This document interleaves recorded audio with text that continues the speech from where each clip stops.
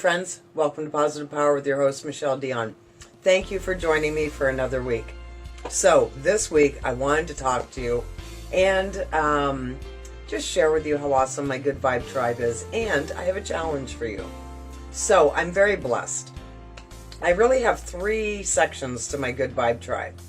There's the free hug section, which is random people that came together after I saw a video about one man who, true name or not true name, who knows, out of Australia, that started the free hugs movement years ago. And it is a global movement now. So I was inspired by that video, and I put a shout out on Facebook.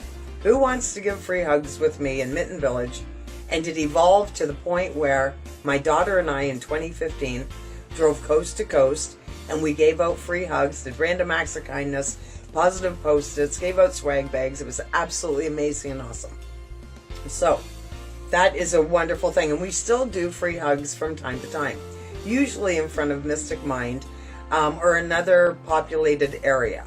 So it's sporadic, unplanned, and absolutely awesome.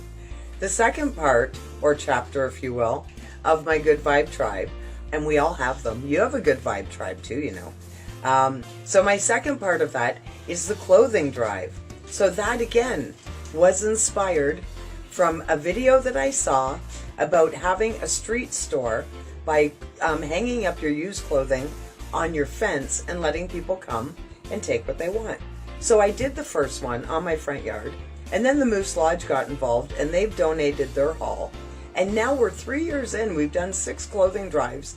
And this year, we just had it last week, we filled every single table at the Moose Lodge, and we probably had 200 people come in, maybe more, I don't know, come in within a 3-hour time span, and they pretty much cleaned us right out. It was awesome, and everything was in perfect condition.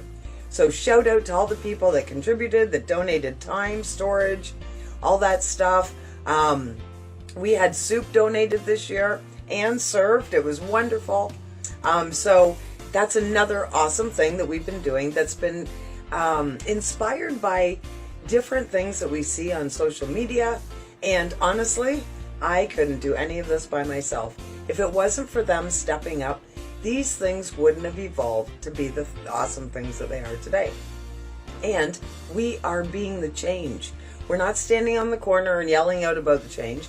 We're not signing petitions about the change, although maybe we are as well, but we are making the difference.